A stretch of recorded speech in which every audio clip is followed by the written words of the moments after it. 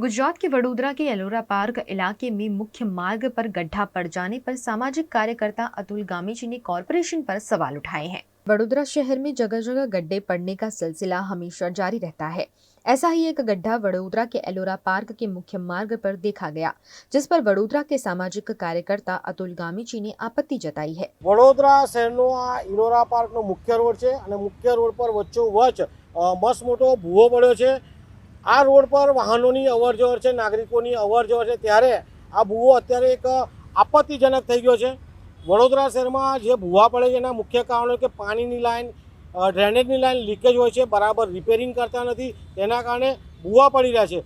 અનેક કોન્ટ્રાક્ટર અને અધિકારી આમાં એક મિલીજુલી રીતે કામ કરતા હોય છે, એટલે વારંવાર એકની એક જગ્યાએ ભૂવા પડતા રહે છે। આજે આ જે ભૂવો પડ્યો છે, નાગરિકોને પરેશાની થઈ રહી છે, તો વડોદરા શહેરના જાંબાજ કમિશનર સાહેબને વિનંતી છે કે આ જે ભૂવા પડે છે તેના માટે જે કોન્ટ્રાક્ટર જવાબદાર હોય તેની સામે પગલાં ભરે તેવી અમારી માંગ છે।